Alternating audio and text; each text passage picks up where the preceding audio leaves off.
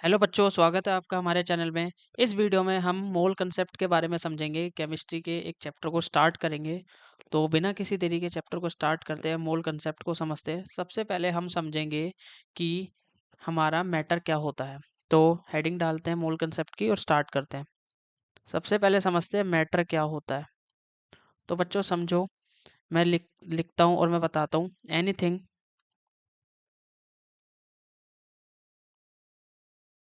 Anything occupied space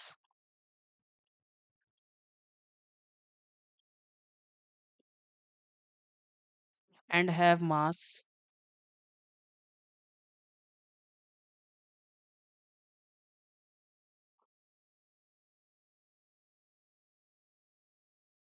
is called matter। देखो, matter किसे कहते हैं?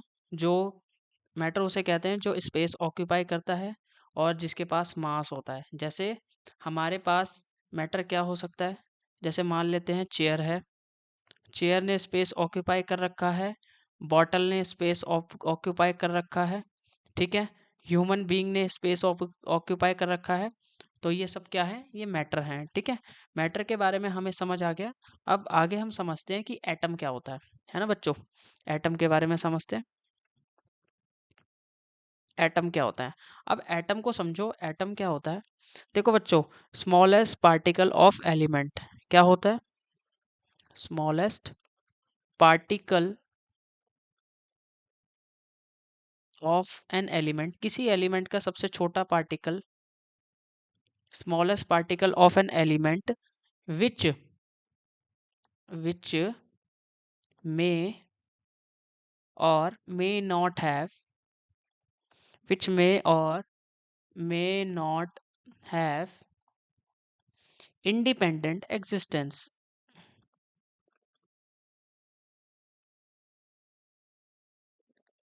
Independent existence. देखो, होता क्या है?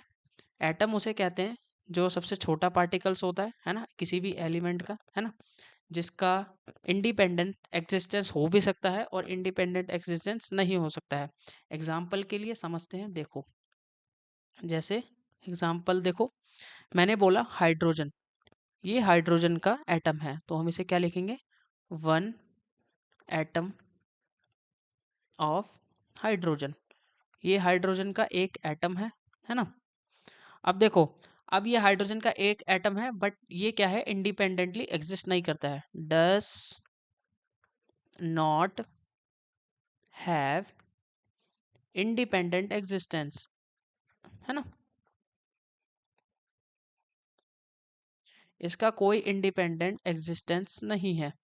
सिमिलरली उसी तरीके से अगर दूसरा देखें, है ना, आगे चलते हैं, दूसरा देखते हैं। एक और एग्जांपल देखते हैं, जैसे क्लोरीन। क्लोरीन के बारे में समझो। जैसे हम मैंने क्लोरीन लिख के दिखाया, तो इसको बोलेंगे वन एटम ऑफ क्लोरीन, है ना।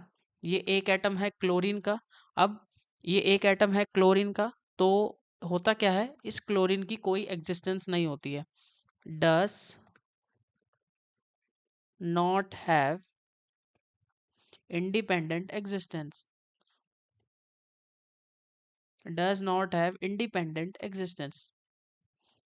देखो, आपने देखा कि किसी भी एटम का सबसे किसी भी एलिमेंट का सबसे छोटा पार्टिकल क्या कहलाता है? एटम कहलाता है। बट उसकी इंडिपेंडेंट एग्जिस्टेंस हो भी सकती है, नहीं भी हो सकती है। जैसे हाइड्रोजन की थी, हाइड्रोजन की नहीं थी इंडिपेंडेंट एग्जिस्टेंस, क्लोरीन की भी नहीं थी।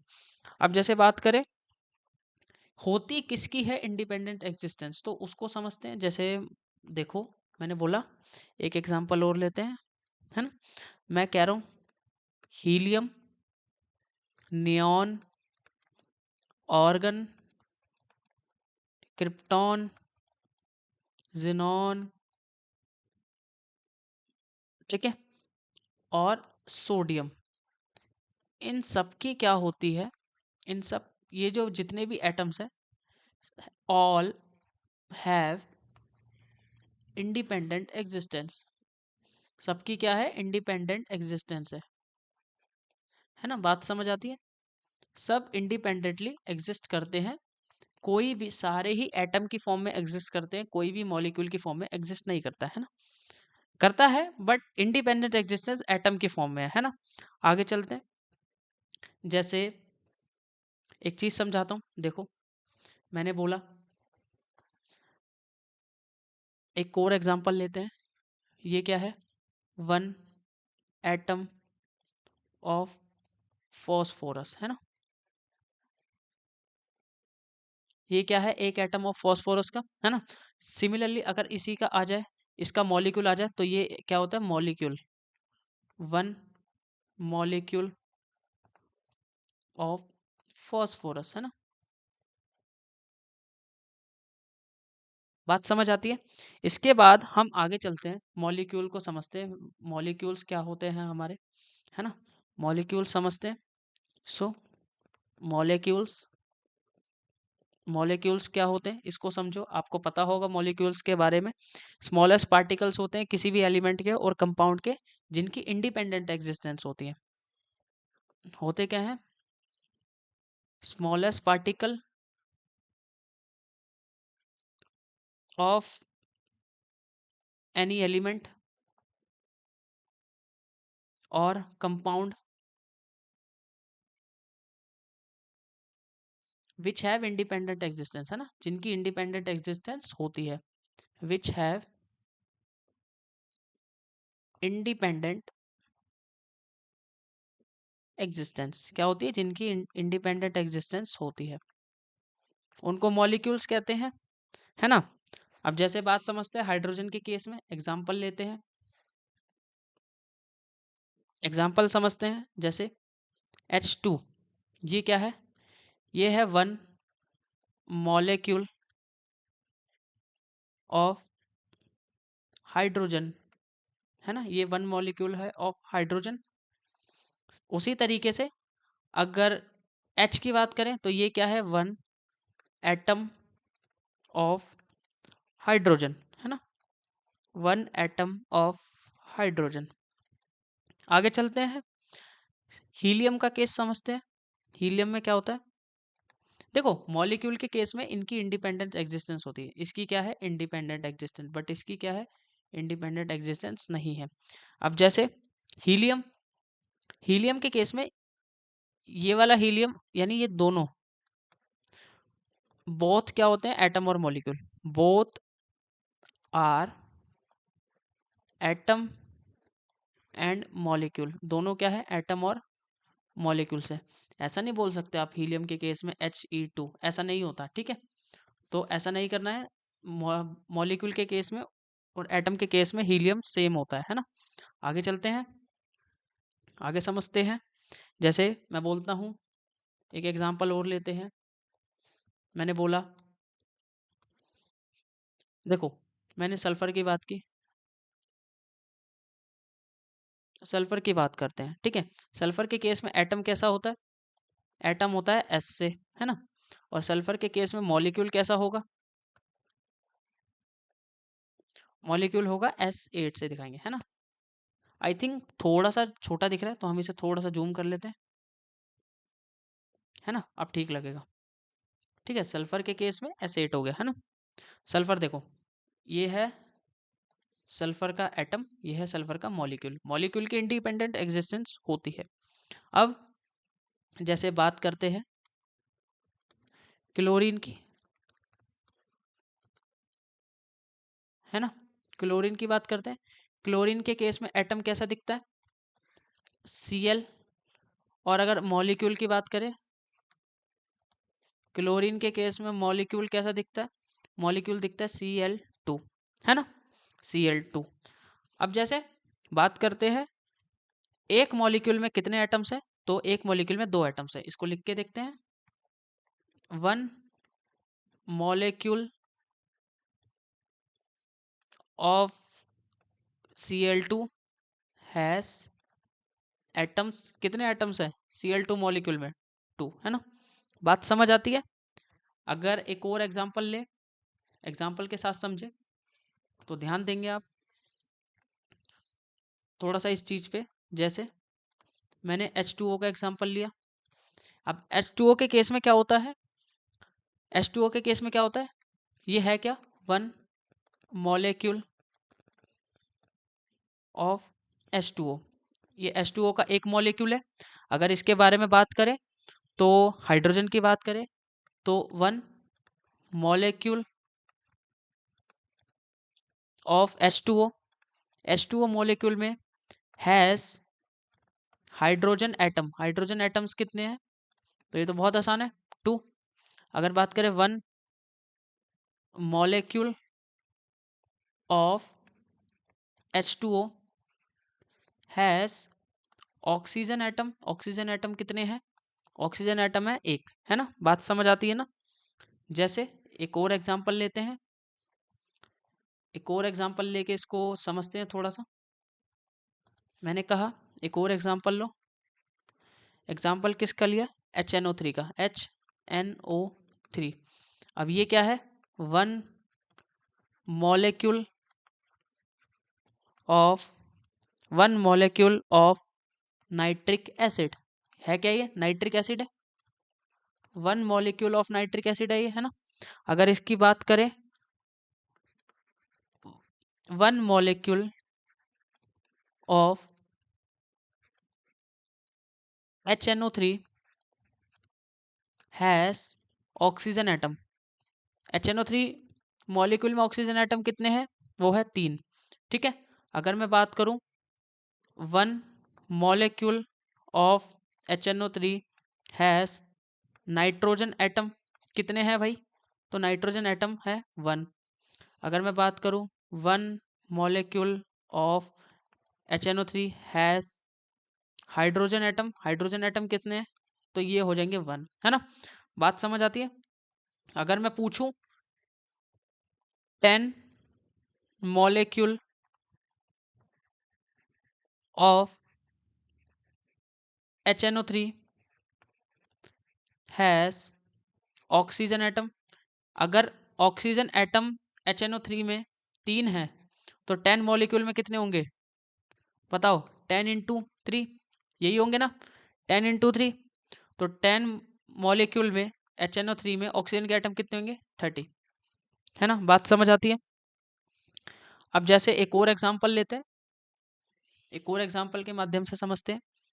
देखो मैंने कहा H2SO4। अब ये H2SO4 क्या होता है, ठीक है, ये होता है सल्फ्यूरिक एसिड, है ना। तो है क्या, 1 मॉलिक्यूल ऑफ सल्फ्यूरिक एसिड है। क्या ये 1 मॉलिक्यूल ऑफ सल्फ्यूरिक एसिड, ठीक है, बात समझ आती है। अगर मैं बोलूं इसके अंदर नंबर ऑफ एटम्स, तो 1 मॉलिक्यूल के अंदर 1 मॉलिक्यूल में बात करते हैं number of hydrogen atom. Hydrogen atom कितने हैं, 2, ठीक है। अगर मैं बात करूं सल्फर एटम की, तो सल्फर एटम कितने हैं, एक मॉलिक्यूल के अंदर 1। और अगर मैं बात करूं ऑक्सीजन एटम कितने हैं, वो है 4। और अगर मैं पूछूं कि 1 molecule of H2SO4, 1 molecule of H2SO4 has atom total। Total atom कितने हैं, तो टोटल एटम कैसे बताएंगे, 2 हाइड्रोजन के हैं, ठीक है, 1 सल्फर के हैं और 4 ऑक्सीजन के हैं। तो ये कितने हो गए हैं, 4 5 6 7, है ना। टोटल एटम कितने आ गए हैं 1 मॉलिक्यूल ऑफ H2O में, 7। यानी H2SO4 के मॉलिक्यूल में, एक मॉलिक्यूल में 7 एटम्स है टोटल। अगर मैं बोलूं 10 मॉलिक्यूल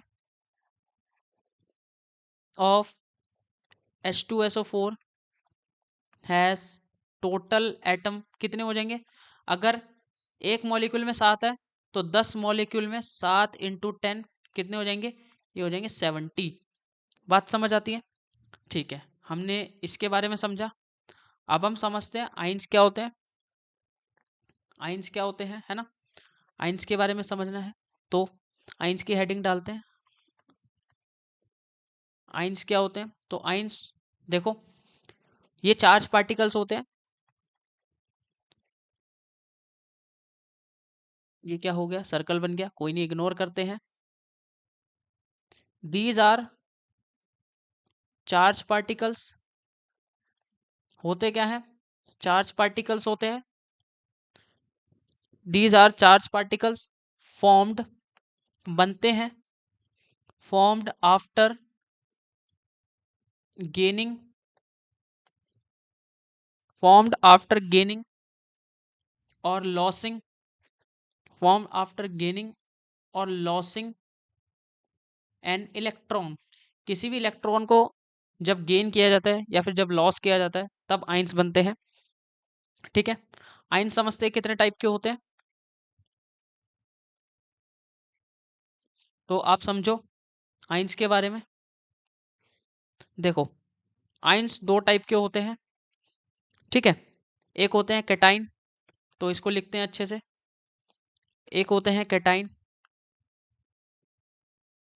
और एक होते हैं एनाइन, है ना, दो तरीके के आइंस होते हैं। और कैटाइन कब बनता है, कैटाइन के बारे में समझते हैं। कैटाइन तब बनता है form when electron are loss, जब इलेक्ट्रॉन लॉस में जाता है तब कैटाइन बनते हैं। और एनाइन कब बनते हैं, form when electron are gain, जब इलेक्ट्रॉन गेन किए जाते हैं तब एनाइन बनते हैं, है ना, बात समझ आती है। ठीक है, तो कैटाइन की बात समझते हैं, ये पॉजिटिवली चार्ज होते हैं कैटाइन। और अगर एनाइन की बात करें तो ये नेगेटिवली चार्ज होते हैं, है ना, एनाइन नेगेटिवली चार्ज होते हैं। अब आगे समझते हैं। ठीक है, किसी एलिमेंट को कैसे दिखाते हैं, फॉर किसी भी एलिमेंट या किसी भी एटम को कैसे दिखाते हैं, जैसे मान लो मेरे पास एक ये एटम है एक्स, ये एटम कुछ भी हो सकता है या एलिमेंट बोल सकते हैं। ठीक है, और यहाँ पे कुछ नंबर लिखे होते हैं, जैसे यहाँ पे ए लिखा हुआ है और यहाँ पे जेड लिखा हुआ है, बात समझ आती है। आप इन दोनों को पढ़ना सीखे। होता क्या है, एक्स क्या है हमारा, एक्स है हमारा एलिमेंट, है ना, और ए क्या है, मास नंबर, किसी भी एलिमेंट या एटम का मास नंबर। ठीक है, और अगर जेड की बात करें, जेड क्या है, जेड है एटॉमिक नंबर, जेड क्या है, एटॉमिक नंबर, है ना, बात समझ आती है। थोड़ा सा आगे समझते हैं, ये जो जेड होता है एटॉमिक नंबर के बारे में समझते हैं। जैसे जेड, जेड क्या होता है, एटॉमिक नंबर, बात तो समझ आती है, एटॉमिक नंबर होते हैं, बट एक चीज और समझनी है, ये atomic number number of protons के बराबर होते हैं, नंबर ऑफ प्रोटॉन्स। ठीक है, नंबर ऑफ प्रोटॉन्स। उसके बाद अगर न्यूट्रल एटम की बात करें तो number of protons, number of protons positive charge यानी नंबर ऑफ प्रोटॉन्स बराबर हो जाते हैं नंबर ऑफ इलेक्ट्रॉन्स के, है ना, बात ठीक है, बहुत अच्छी बात है। उसके बाद अगर एक फॉर्मूला देता हूं मैं आपको, फॉर्मूला चलो बाद में देंगे या दे ही देते हैं। जैसे अगर हमें नंबर ऑफ न्यूट्रॉन्स फाइंड करना है, नंबर ऑफ न्यूट्रॉन्स फाइंड करना है, तो हम फॉर्मूला लगाएंगे, हम मास नंबर में से एटॉमिक नंबर माइनस कर देंगे, तो हमें क्या मिल जाएगा, नंबर ऑफ न्यूट्रॉन्स। ठीक है, एक एग्जाम्पल के माध्यम से समझते हैं, सोडियम का एग्जाम्पल लेते हैं और कॉन्सेप्ट को आगे बढ़ाते हैं। जैसे एग्जाम्पल समझो, होता क्या है, मैंने क्या बोला, देखो सोडियम की बात करते हैं, सोडियम Na होता है, सोडियम का मास नंबर 23 होता है और एटॉमिक नंबर 11 होता है। ठीक है, तो इसके अंदर नंबर ऑफ प्रोटॉन्स कितने होंगे, number of protons number of atomic number के बराबर होते हैं, तो नंबर ऑफ प्रोटॉन्स क्या हो जाएंगे, सोडियम के अंदर number of protons of Na, I think ये पेन बहुत डार्क है, नहीं बिल्कुल ठीक है, नंबर ऑफ प्रोटॉन्स किसके बराबर हो जाएंगे, नंबर ऑफ एटॉमिक नंबर के, तो एटॉमिक नंबर कितना है, 11, बिल्कुल ठीक बात है। अगर मैं बात करूं नंबर ऑफ इलेक्ट्रॉन्स, तो भाई नंबर ऑफ इलेक्ट्रॉन्स किसके बराबर होते हैं? नंबर ऑफ प्रोटॉन्स के, यानी ये भी 11 हो जाएंगे। अगर मैं बात करूं number of neutrons, number of neutrons किसके बराबर होते हैं? तो भाई number of neutrons, mass number में से जब एटॉमिक नंबर माइनस कर देंगे तो नंबर ऑफ न्यूट्रॉन्स आ जाएंगे। तो ये हो जाएगा 23 minus 11 which is equal to 12। बात समझ आती है? ठीक है। अब सोडियम को थोड़ा सा और अच्छे से समझते हैं। होता क्या है इसके अंदर, देखो करना क्या है। मैंने कहा मेरा एक सोडियम एटम है Na, है ना, और ये मेरा एटम है, तो मैं हेडिंग डाल लेता हूँ।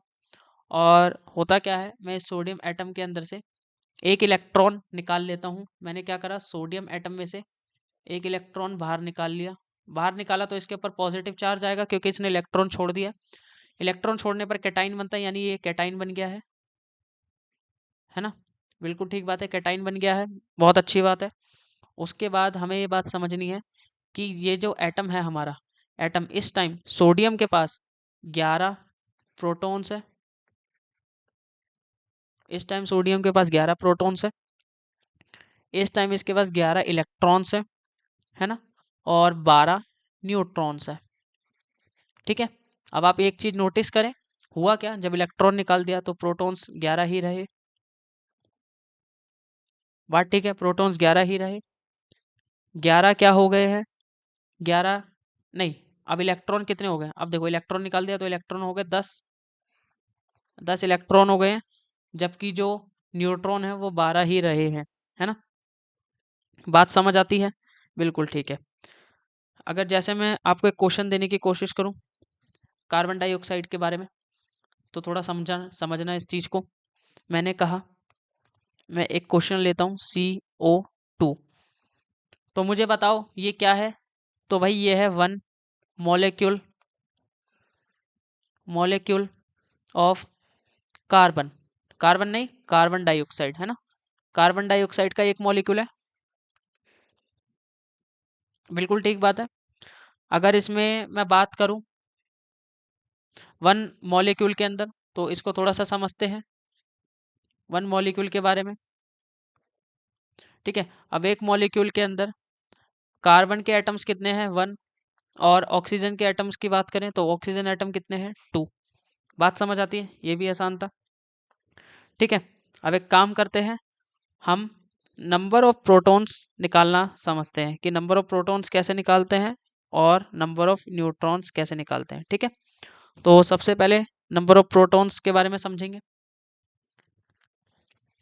तो समझो, एक फॉर्मूला लिखो, नंबर ऑफ प्रोटॉन्स कैसे निकालते हैं।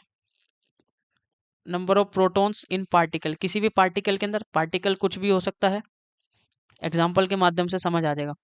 तो नंबर ऑफ प्रोटॉन्स किसी भी पार्टिकल्स के अंदर क्या होते हैं, तो फॉर्मूला देखो, आपको सम करना है, सम ऑफ, ऐसे नहीं, किसका सम करना है, हर एक एटॉमिक नंबर का, z ऑफ ईच एलिमेंट, है ना।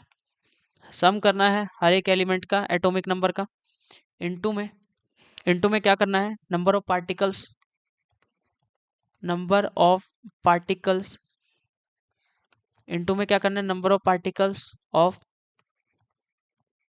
ईच एलिमेंट, हर एक एलिमेंट के नंबर ऑफ पार्टिकल्स के बारे में बताना है। तो ये किसका हो गया फॉर्मूला, आपका नंबर ऑफ प्रोटॉन्स निकालने का। अब जैसे एग्जांपल लेते हैं, एग्जांपल के माध्यम से चीज़ों को समझेंगे। जैसे मान लेते हैं मैंने एग्जांपल लिया NO2, NO2 एग्जांपल लेने के बाद आपको एक चीज़ समझनी है कि इसके अंदर जो नाइट्रोजन है उसका एटॉमिक नंबर 7 होता है और मास नंबर 14 होता है। सिमिलरली ऑक्सीजन के बारे में बात करें तो एटॉमिक नंबर 8 और मास नंबर 16 होता है ना। अगर हम इसके अंदर नंबर ऑफ प्रोटॉन्स निकालें, नंबर ऑफ प्रोटॉन्स, प्रोटॉन्स किसके निकालने, ऑफ NO2, NO2 के नंबर ऑफ प्रोटॉन्स निकालने हैं, कैसे निकालेंगे, सबसे पहले सम करना है इन, सबसे पहले हर एक एलिमेंट का। तो इसमें कितने एलिमेंट है, एक नाइट्रोजन है और एक ऑक्सीजन है, तो दोनों एलिमेंट के एटॉमिक नंबर का हमें सम करना है। तो अब मुझे एक बात बताइए, नाइट्रोजन, नाइट्रोजन का एटॉमिक नंबर कितना है, 7, ठीक है। और मल्टीप्लाई किससे करना है, नंबर ऑफ पार्टिकल्स से। तो नाइट्रोजन के नंबर ऑफ पार्टिकल्स कितने हैं, इनटू में 1। बात समझ आई, ब्रैकेट में बंद करा, प्लस लगाया। अब उसके बाद बारी आती है ऑक्सीजन की। ऑक्सीजन का एटॉमिक नंबर कितना है, 8। उसके नंबर ऑफ एटम्स कितने हैं, 2।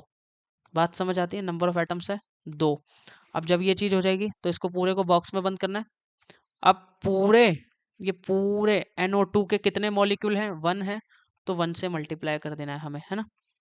तो ये आपका आंसर आ जाएगा 7 प्लस 16। 7 प्लस 16 बराबर हो गया 23।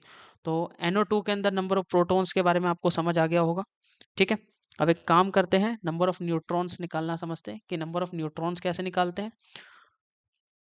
नंबर ऑफ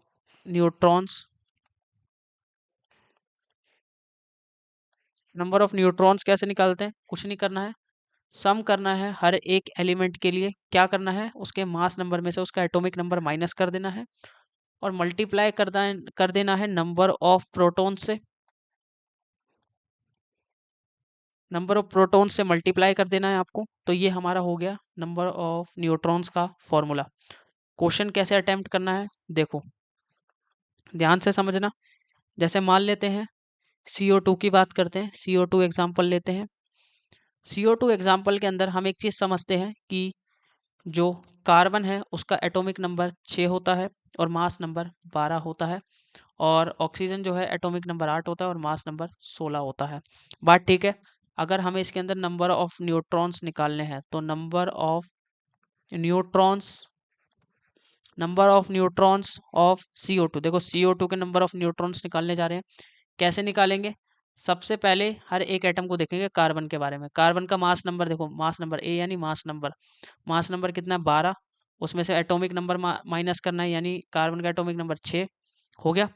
ब्रैकेट रखना है और इसको मल्टीप्लाई करना है नंबर ऑफ पार्टिकल्स, यानी कार्बन के कितने पार्टिकल्स हैं, मुझे बताओ कार्बन के कितने पार्टिकल्स हैं, 1 है। ठीक है, अब प्लस लगाओ। अब ऑक्सीजन की बारी, ऑक्सीजन का मास नंबर है 16, उसके एटॉमिक नंबर से माइनस करना है यानी 8 और ब्रैकेट लगाओ। ऑक्सीजन के नंबर ऑफ एटम्स कितने हैं, 2। अब एक लास्ट में वही सेम चीज़ करनी है, ब्रैकेट में बंद करो और नंबर ऑफ मॉलिक्यूल कितने हैं पूरे CO2 के, मुझे ये बता दो। पूरे CO2 के नंबर ऑफ मॉलिक्यूल्स 1 है। तो आपको क्या करना है, सॉल्व करना है। 12 माइनस 6 ये आ जाएगा 6 प्लस ये 16 माइनस 8 होता है और 8 दूनी 16 होता है। तो 16 प्लस 16 ये हो जाएगा आपका 22। तो CO2 के अंदर नंबर ऑफ न्यूट्रॉन्स निकालना आप सीख गए हैं। CO2 के अंदर नंबर ऑफ न्यूट्रॉन्स निकालना आप सीख गए हैं। देन इसके बाद समझते हैं नंबर ऑफ इलेक्ट्रॉन्स का फॉर्मूला। ठीक है, नंबर ऑफ इलेक्ट्रॉन्स कैसे निकालते हैं, एक चीज समझी है। नंबर ऑफ इलेक्ट्रॉन्स निकालने के लिए अगेन सम करना है किसका, एटॉमिक नंबर का, Z है ना, और उसको मल्टीप्लाई करना है नंबर ऑफ पार्टिकल से, हर एक पार्टिकल से। ठीक है, और ये सब चीजें करने के बाद आपको लास्ट में क्या करना है, माइनस करना है कैटाइन को और प्लस करना है एनाइन के नंबर को, है ना। तो ये हो गया इलेक्ट्रॉन निकालने का फॉर्मूला। इसको एक एग्जांपल पे अप्लाई करते हैं। जैसे मान लेते हैं NO3 एग्जांपल लेते हैं, NO3 माइनस, है ना। अब इसके ऊपर माइनस चार्ज है तो मतलब ये एक एनाइन है, ये एक एनाइन है और बात करते हैं इसकी, तो इसमें जो है वो नाइट्रोजन है एटॉमिक नंबर 7 14 और ऑक्सीजन है एटॉमिक नंबर 8 16, है ना। ऐसे ही होगा। हमें क्या करना है, नंबर ऑफ इलेक्ट्रॉन्स निकालने हैं इसके अंदर। तो नंबर ऑफ इलेक्ट्रॉन्स निकालने के लिए क्या करेंगे हम, सबसे पहले हमें क्या करना है, इस आयन के अंदर नंबर ऑफ इलेक्ट्रॉन्स निकालने के लिए हमें सबसे पहले इसके अंदर देखने कितने एटम है, एक है नाइट्रोजन एक है ऑक्सीजन। तो पहले नाइट्रोजन के ऊपर काम करेंगे। तो नाइट्रोजन का एटॉमिक नंबर है ना, तो नाइट्रोजन का एटॉमिक नंबर है 7 इंटू में नाइट्रोजन के नंबर ऑफ पार्टिकल्स कितने हैं, 1, यानी एक ही नाइट्रोजन है, बिल्कुल ठीक बात है। ठीक है, अब प्लस करना है। ठीक है, प्लस करना है। ऑक्सीजन की बारी आती है, ऑक्सीजन का एटॉमिक नंबर कितना है, 8 और उसको मल्टीप्लाई करना है उसके नंबर ऑफ एटम या पार्टिकल से, कितने हैं, 3 से मल्टीप्लाई कर दिया। अब आपको ब्रैकेट में बंद करना है। देन उसके बाद आपको क्या करना है, माइनस, अगर इसमें कैटाइन है, नहीं ये कैटाइन नहीं है, इसमें एनाइन है। इसमें एनाइन है और एनाइन का नंबर क्या है, आप मुझे एनाइन का नंबर बताइए। एनाइन का नंबर है 1, क्योंकि -1 देखो ऊपर यहाँ पे लिखा हुआ है -1, तो एनाइन का नंबर 1 है। तो हमें क्या करना होता है, एनाइन को प्लस करना होता है, भले ही चाहे वो माइनस का क्यों ना हो। एनाइन के नंबर को प्लस कर दिया, देन उसके बाद हम इसे सॉल्व करेंगे। 7 + 8 दिए 24, है ना, प्लस में 1, है ना। तो आपको क्या करना है, आंसर आ जाएगा 32। बिल्कुल ठीक बात है ना, बात समझ आती है। आंसर आ गया 32। अब एक काम करते हैं, आगे चलते हैं, एक क्वेश्चन को और ट्राई करते हैं। HNO3 पे ट्राई करेंगे हम ये सारी चीज़ें। एक एग्जांपल और लेते हैं, HNO3 पे ट्राई करते हैं। हमने क्या करा, हमें समझना है HNO3 के बारे में। अब हमें क्वेश्चन करने का तरीका समझ आ गया है। अब हमें नंबर ऑफ प्रोटॉन्स निकालने हैं सबसे पहले। तो भाई इसके नंबर ऑफ प्रोटॉन्स क्या होंगे, मुझे बता दो। नंबर ऑफ प्रोटॉन्स किसके बराबर होंगे, नंबर ऑफ प्रोटॉन्स कैसे निकालेंगे, हाइड्रोजन का एटॉमिक नंबर लिखो, कितना है हाइड्रोजन का एटॉमिक नंबर 1, इंटू में उसके नंबर ऑफ पार्टिकल्स, प्लस और नाइट्रोजन की बारी आती है एटॉमिक नंबर 7, उसके number of particles 1, plus oxygen की बारी आती है एटॉमिक नंबर 8, उसके नंबर ऑफ पार्टिकल्स 3। ये हो गया हमारा। और नंबर ऑफ मॉलिक्यूल्स कितने, वो तो 1 ही रहेंगे, 1 से मल्टीप्लाई करना है। आंसर क्या आएगा, 1 + 7 + 24। तो टोटल आंसर कितना आएगा, 24 + 7, ये कितना हो गया 31, और ये क्या 32। ठीक है, इसके अंदर नंबर ऑफ प्रोटॉन्स जो आ गए वो 32 आ गए। अब ये एक न्यूट्रल, अगर वो है एटम, तो नंबर ऑफ प्रोटॉन्स किसके बराबर होंगे, नंबर ऑफ इलेक्ट्रॉन्स के। तो इलेक्ट्रॉन्स भी कितने आ जाएंगे 32। अगर यकीन नहीं होता है तो आप निकाल के देख लीजिए। और अगर नंबर ऑफ न्यूट्रॉन्स की बात करते हैं, नंबर ऑफ न्यूट्रॉन्स की बात करते हैं, तो नंबर ऑफ न्यूट्रॉन्स कैसे निकालेंगे, देखो हाइड्रोजन का मास नंबर बताओ मेरे को। हाइड्रोजन का मास नंबर होता है 1 - 1, ठीक है, प्लस उसके बाद बात करते हैं नाइट्रोजन की, mass number 14, 14 minus atomic number कितना है 7, बिल्कुल ठीक बात है। देन उसके बाद प्लस करेंगे, ऑक्सीजन की बारी आती है 16 - 8, है ना। उसके बाद हमें क्या करना है, इसको मल्टीप्लाई कर देना है इसके नंबर ऑफ मॉलिक्यूल से। मॉलिक्यूल एक ही दे रखा है हमें, हमें क्या करना है, इसको सॉल्व करना है। सॉल्व करने के लिए ये तो 0 हो गया, 14 - 7 7 ही बचेगा, प्लस 16 - 8 8 ही बचेगा। तो आंसर कितना आ गया, ये आ गया 15, है ना।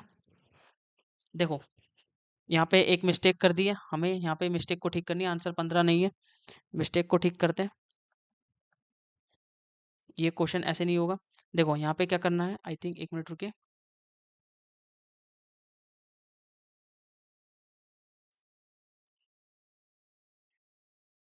लेट मी चेंज द, वो इरेजर चेंज करने दीजिए।